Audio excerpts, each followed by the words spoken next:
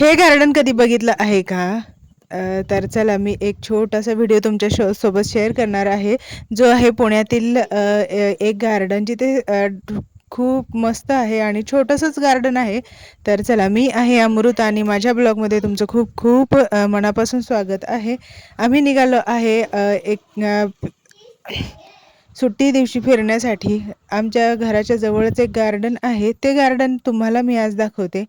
आता नाव सांगत नाही मी, तुम्हाला बघितलं तर लक्षात येईलच हे गार्डन कोणतं आहे ते. इथे खूप असं ड्रॅगन होते आणि डायनासोर होते, सॉरी डायनासोर होते आणि हे स्पेशली डायनासोरचं गार्डन म्हणून ओळखलं जातं. आणि खूप लाइटिंग केलेली आहे. पाहुणे आलेले होते म्हणून म्हणलं दुपारचा वेळ रिकामा होता आणि म्हणलं जावं तिथे आणि छानपैकी मस्त मुलांना पण छान वाटेल, खेळायला पण छान वाटेल म्हणून तिथे गेलो होतो. पुण्यातील पिंपरी चिंचवडला साईडला असलेलं हे डायनासोरचं गार्डन बघायला तर खूप छान वाटलं. खूप मोठे मोठे डायनासोर्स होते इथे आणि बघा रेयांशला तर बघून खूप छान वाटलं. पहिल्यांदाच अशा गार्डनमध्ये गेला होता. गार्डन छोटंसंच होतं पण तिथे जे डायनासोर होते ना खूप मोठे मोठे होते आणि छान होते. तिथे गेल्यानंतर आम्ही काही नाही केलं, फक्त फिरून बघितलं आणि लहान मुलांना खेळण्यासाठी स्लायडिंग वगैरे जे गार्डन मध्ये असतं तशा टाईपचं होतं. थोडेसे व्हिडिओ शूट केले आणि त्याच्यानंतर मग निवांत एका ठिकाणी शांत ठिकाणी बसलो आणि त्याच्यानंतर आम्ही लवकरच घरी निघालो. तिथे व्हिडिओ काढण्यासाठी किंवा फोटोशूट करण्यासाठी एकदम व्यवस्थित आणि छान जागा आहे. बघा इथे मी ना अशा प्रकारचे स्लो मोशनमध्ये आणि काही फोटो वगैरे खूप छान काढले. तर हे छोटंसं गार्डन होतं पण खूप छान वाटलं.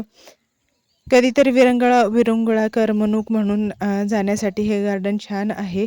इथे जे आहे ना एक डायनासोर आहे आणि ते खूप मोठी स्लायडिंग आहे, जे मोठ्या माणसांना सुद्धा स्लाईड करता येते.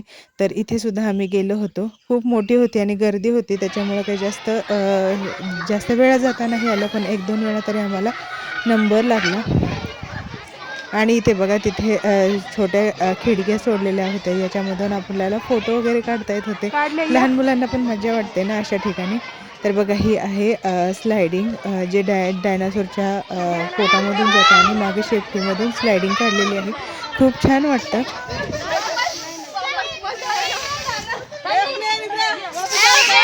तर संडेचा व्हिडिओ आहे. संडेला दुपारनंतर काय करावं, कुठेतरी जावं म्हणून अचानक ठरलेला प्लॅन आहे. तर हा व्हिडिओ तुम्हाला कसा वाटला मला नक्की कमेंट करून सांगा.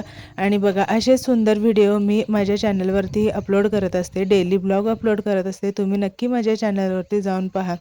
आता संध्याकाळ होत आलेली होती आणि लाईटिंग लागायला सुरुवात झाली होती. तिथे ज्या कुंड्या वगैरे होत्या ना त्यालासुद्धा लाईटिंग केली होती आणि संध्याकाळचा व्ह्यू खूपच छान वाटत होता. मुलं तर खेळून दमलेले होते आणि आता घरी जायची वेळ झालेली होती, पण लाईट लागली होती ना म्हणून थोडा वेळ बसलो होतो. त्या झाडांना आणि कुंड्यांना किंवा असेच मध्ये शो म्हणून किंवा डायनासोरलासुद्धा खूप छान लाईटिंग केलेली होती. तुम्ही व्हिडिओमध्ये बघू शकता. अशी कलरफुल लाईटिंग बघून खूप छान वाटत होतं आणि गेल्यासारखं एक समाधान, वेगळंच समाधान मिळत होतं. तर चला, आमचे हे छोटासा व्हिडिओ तुम्हाला कसा वाटला नक्की कमेंट करून सांगा.